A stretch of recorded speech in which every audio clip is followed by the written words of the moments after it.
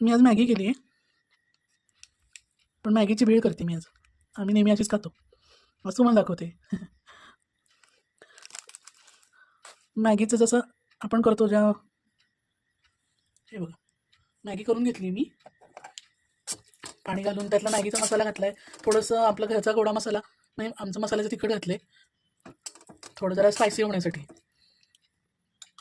आणि आता याची भेळ कशी करायची ते दाखवते. एकदम मस्त लागते, चटपटीत. आता मी डिशमध्ये काढते आधी.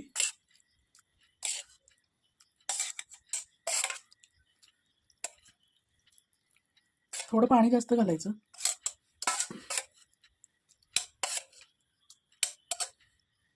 मी आता सगळी मॅगी म्हणजे एक जे छोटं पाकिट असतं ना त्यातली केलेली आहे, एक ते केलेलं आहे पाकिट. त्याच्यात मी करतानाच तिखट म्हणजे लाल मिरची पावडर, आणखीन मसाला आमच्या घरचा. मग तुम्ही गोडा मसाला, काळा मसाला कुठला खाता असाल, कांदा लसूण मसाला पण मस्त लागतो, कुठलाही मसाला घाला करतानाच मॅगी. आणि आता त्याच्यावर फरसाण घालणार आहे. आपल्या वेळेला असतं नसतं तसं. हे जरा तिखट फरसाण आहे.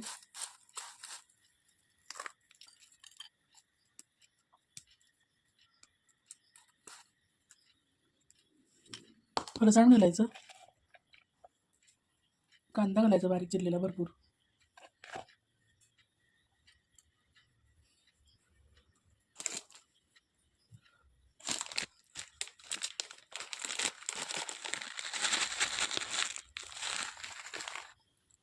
आणि बारीक शेवारी ती घालायची वरनं. आज कोथिंबीर नाही आहे माझ्याकडं.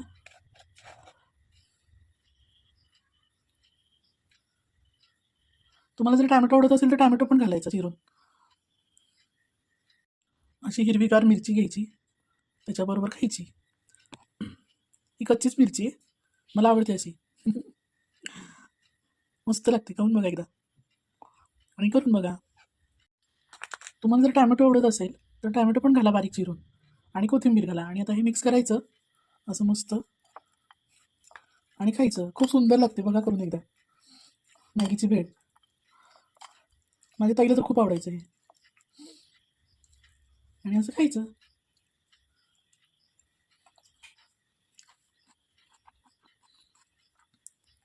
मस्त लागतं. मी नेहमी अशीच खाते, नुसती प्लेन कधी नाही खात. कायम त्याचं फरसाण, कांदा, टॅमॅटो. आज मला नको आहे टॅमॅटो, म्हणून मी नाही घातला. खारी बुंदी असेल तर खारी बुंदी घालायची, आणि अशी मस्त मॅगीची भेळ खायची. आता पाऊस पण पडतोय गरमागरम.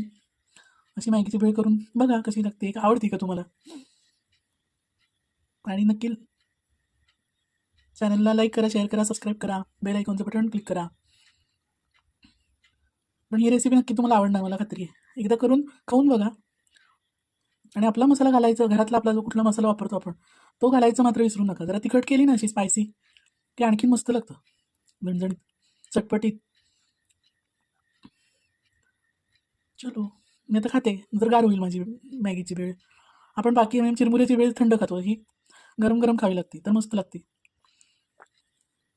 आणि मॅगी करताना जरा जास्त पाणी घालायचं, त्याच्या प्रमाणानुसार त्याच्यापेक्षा जरा जास्त घालायचं, म्हणजे ही फरसाण त्याच्यात मिक्स होऊन मऊ असं छान होतं एकदम.